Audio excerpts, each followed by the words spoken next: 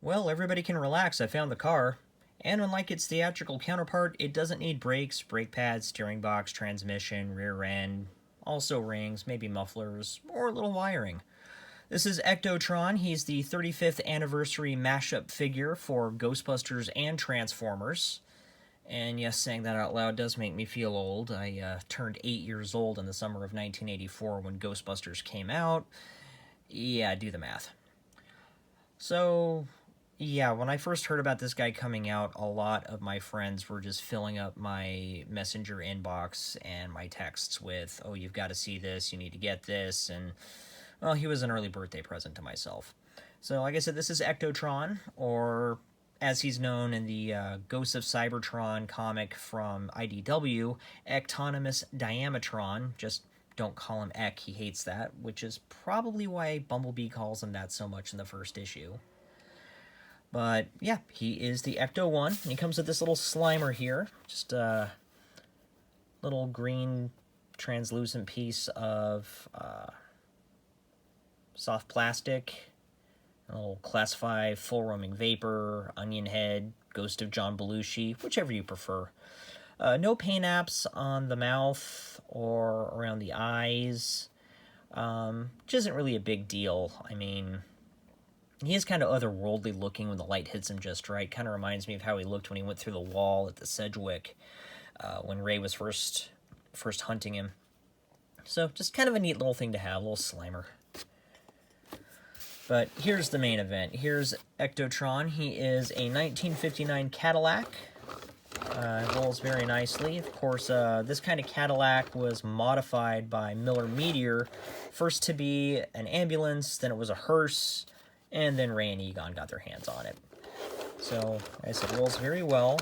It's got some nice detailing on it. Got white wall tires, and it's got the red fins on both sides.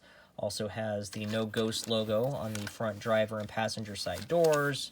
And, of course, the iconic Ecto-1 license plate there on the front. What it does not have are those same two details on the back. No logo, no license plate. It's not a deal breaker, but it would have been nice to have those two details on the car. Now the roof rack, this has some nice detailing. First of all, it does have the ladder here, which if you're following the news with Ghostbusters 3 at all, there's some controversy with that. The photographs we've seen, and it's Ecto-1. It's not Ecto-1A from Ghostbusters 2 or Ecto-1B from the video game. It is actually Ecto-1, the first car, and the ladder going to the roof rack is actually on this side. That's on the driver's side, as opposed to on the passenger side. And there are some people who are making their displeasure about this known. But they've only just started filming. There might be a reason for it. There might not be. I'm not going to worry about it. Also, you've got I got the light bars here on the front and on the back. Get a better look at that. Whip antenna, which is this, again, this soft rubber plastic. This tubing here, which popped up. Get in there. That's a problem you're going to have with this, is when you transform him back to vehicle mode. This tubing doesn't like to stay in place. See what I mean? Just pop right out. Come on.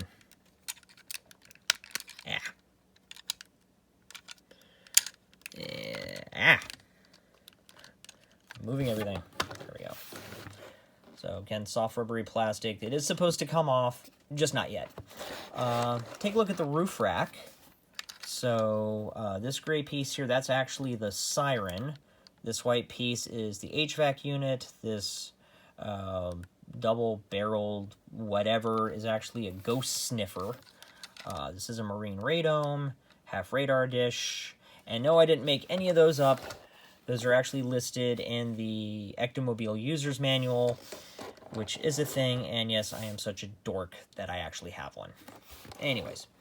And one thing you're going to notice with the accessory here, with the roof rack, or at least when he's in robot mode, is what I like to call selective detailing. And as I'm transforming him, I'll show you what that is. So let's go ahead and get started. First things first, we're going to disconnect the whip antenna. And this is something I always forget to do when I'm messing around with this guy, is untab the ladder. just soft rubbery plastic, move it out of the way. But it will hang on to the roof rack when you're trying to take it off. So pop out the tubing here. Go ahead and take this off. Now this is going to become the Neutrona wand. And this is a prime example of the selective detailing. So it's got a nice molding to it. You can see where the lights and the switches are, but there's no paint applications on it. You know, it would have been nice to have just a little something to break up just the solid black of this. It would have been nice to have some extra colors. Set that aside for now. Take the roof rack, go ahead and pop that off. Now untab that. So there's a little, when you're going back to vehicle mode, this little tab here goes in this slot here. And I already did it. Go ahead and untab this bottom plate. Fold down the sniffer and fold that around. Flip that up. Now you're going to take the whip antenna. There's a little hole right there that you're going to plug this into. And get in there. And then this post on the HVAC unit is going to go right there. Head and fold that down. Take the Neutrona wand. This post goes in that little hole up there. And then you take the tubing and plug it in. And there is Ectotron's proton pack. Now, again, selective detailing. Great molding on it. You can see the different wires and the different components, but again, it's just one solid color.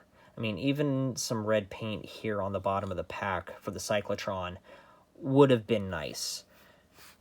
Not a deal breaker. We got a transforming Ecto-1, so what are you going to do? But just would have been nice. So we're going to set that aside. Take Ectotron himself. First things first, we're going to flip up the side panels here.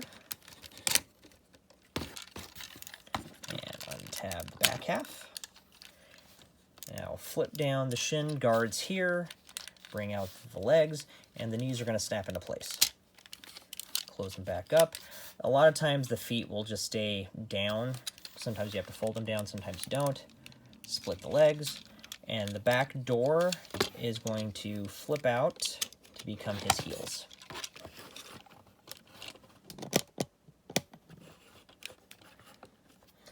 And take the front end, go ahead and split that, bring it down. Make sure that's fully out of the way, because if you don't have these back panels fully folded up, it will get in the way of the front end when you're trying to bring it down. And rotate those around, bring down the arms. Go ahead and flip out the hands. Now these two panels here, you're going to push those down so you can fold the front end around to form the shoulders. And flip open the chest, bring out his head, flip it back up, and take proton pack. This little tab here is going to slot right into the top of the light bar. Now, again, this is the problem I've got with mine, but this doesn't always stay in.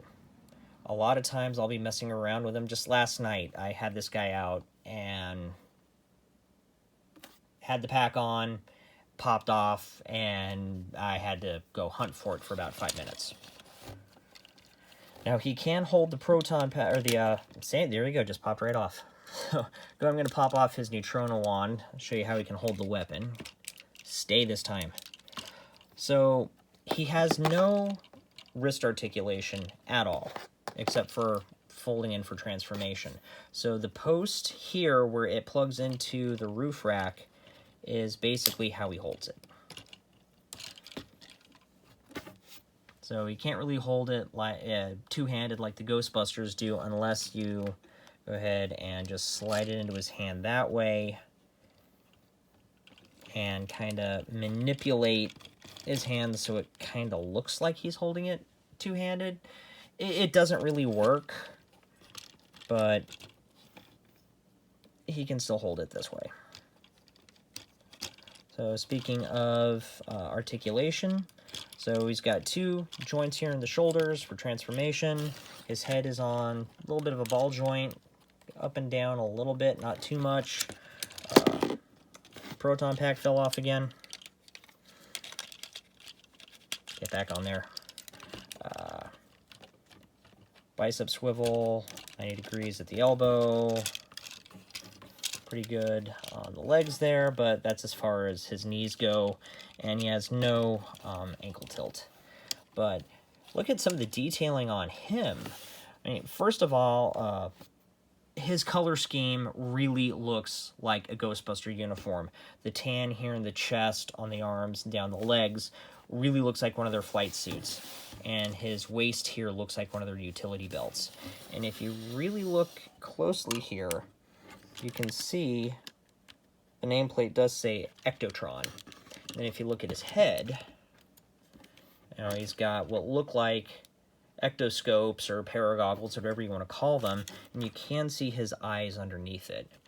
Kind of a gruff-looking face. Kind of reminds me of Ray and some of the more serious expressions he got in the first 2 movies. But I could just be saying things. Now, in the comics, he has these eyepieces even before he gets Ecto-1 as an alternate mode. So, I'm not sure what they initially did in his Cybertronian form, but it's kind of neat that he had him. So yeah, we got a transforming Ecto-1. Is he perfect? No. Is he pretty cool? Oh yeah. I got this guy as an early birthday present to myself back in July, and I couldn't be happier. There will be days I'll come home after a tough day at work, and I'll grab him and just transform him a bunch of times and put myself in a much better mood. This is one thing I never in my wildest dreams ever thought we would have. An Autobot Ecto-1.